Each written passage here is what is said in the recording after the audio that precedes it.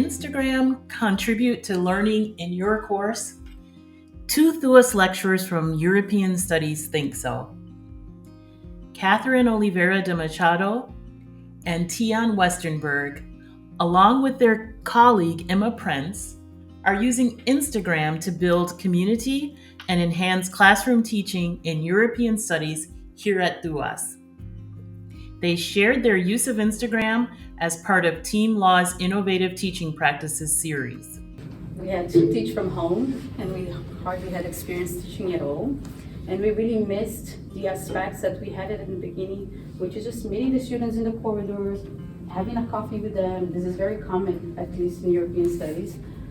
We have these small centers, and the teachers are always there talking to them and drinking. Tian and Catherine view Instagram as part of the informal curriculum. So this idea of this informal part of the curriculum, this informal part of educating, where you reinforce what they've learned, where they get to explore it in a way that's not a traditional classroom setting, had completely disappeared. If setting up the Instagram account allowed the Politics Department of European Studies to reconnect with students informally during the lockdown measures, it also opened up an opportunity to co-create with the students themselves. And we actually put it towards the students. And we said, we're thinking of doing something like this. Would it be something that you're interested in? That went around their different WhatsApp groups and their ideas, and they kind of went, yeah, that sounds actually quite fun. And they said, okay, what would you like it to be called? And then we came up with some suggestions, and we put it into a poll for the students online. And we kind of essentially gave them some ownership of it as well. So it's not just coming from us to give something to you. There's going to be part of you coming into this as well. So we kind of made sure that they had an ownership of it from the start. And we settled on coffees and conversations. So it was this idea again that you would have a conversation while you're waiting in line to grab a coffee that we were now missing. And they really liked that. And they thought, oh, we used to start our lives, this is coming later, but it's like, okay, everyone grab your coffee, grab your drink, grab whatever, let's do this, let's talk. Yeah, so it became kind of like the thematic part of it. And they really, really appreciated it, but they appreciated the fact that they had the ownership.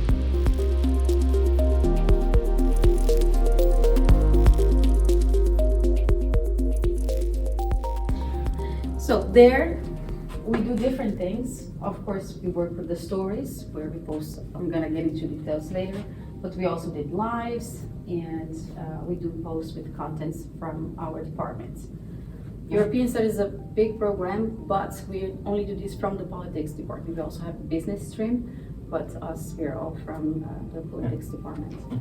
So we're very clear and also sort of what they can expect from it. So it's the politics, 3 of the politics teachers, so that they don't come to us with questions that we might not necessarily know. They're very clear from the start that this is about these kind of courses. Yeah. Then in details we're there. So in the stories, in the stories, we use it to share news about European politics, what's happening in the world. We do that daily with the students, just highlights. We also share all the events, such as the one happening today, the cultural fair, and everything from that is related for them, not just within the university, but events outside happening in The Hague or in Amsterdam, also events in Brussels that it's interesting for the students to participate. We also posted in there. Podcasts, like one of ours have been just featured in Q1, so we announced that as well. We'll do several Q&As, also give the students the opportunity to ask whatever they want. We did an action just before the summer holidays that was really fun. We gave the students the opportunity to ask any curiosity you have about your lecturers, but not content related, just anything, but a favorite book, and we had hundreds of questions. They really loved it, and I literally went around the department, like, could you answer this question? So I filmed some of our colleagues just sharing their favorite books or what movies series they have been watching it, and the students, they absolutely loved just getting to know a little bit beyond the classroom, what we do when we're not teaching. So we do a lot of quizzes. That's something that Emma contributed, and the students also love it. So before a big exam or there's something important to recap the content of a lecture, we do the quizzes there, and they are also very, very popular with the students. Last but not least, we also do posts, of course, and they're mostly then on content. Just some recaps of some terminologies or key facts from different classes. But of course, we put it in a way that it's not just for this particular course, but it's knowledge that they can use. Yeah, because then if the benefit of doing it in the post, for example, is it's information that's there, and you can always refer back to it. So once you've done it, unless you completely change your curriculum, you can leave it. And you can reshare it, and you can bring it back to the forefront. But students see it when they're scrolling past, right? So they're not actively looking for this stuff.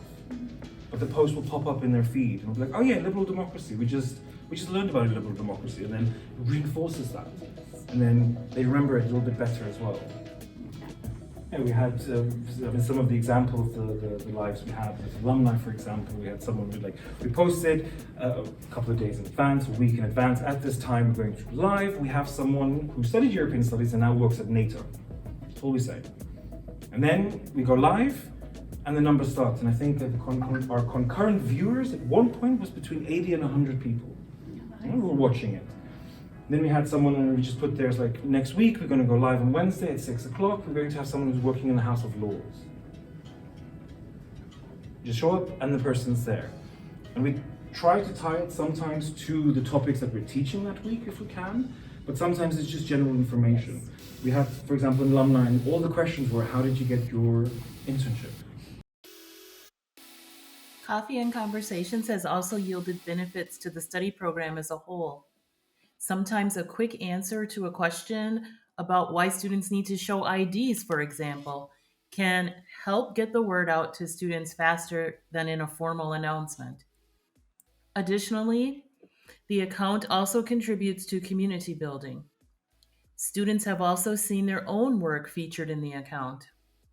And the account has also led to internship leads for students.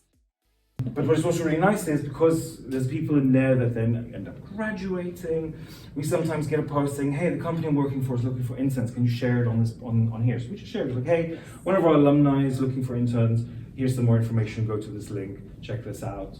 I had one exchange student that went back to her home university in Spain, and she actually contacted us because she's like, I'm writing my thesis on this topic and I know you're an expert because I followed your classes, can I ask you some questions? So this remains, despite the fact that they leave, they still remain active within the environment.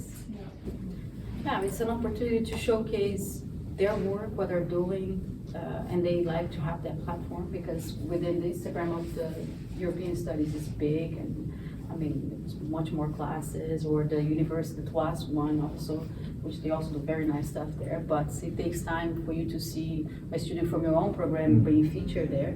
So it gives that opportunity also to feature our own work and things that we are doing extra, or sometimes if we give presentation or a guest lecture someone else and we need people, we tell them and they come also. So it's, gives that opportunity as well.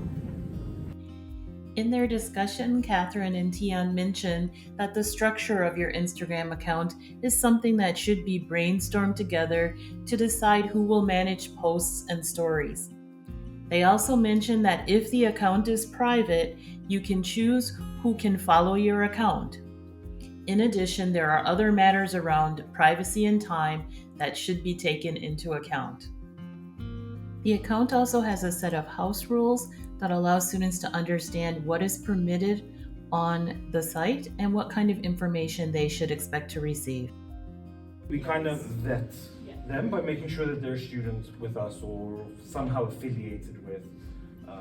In order to have the lives, the person needs to be following us.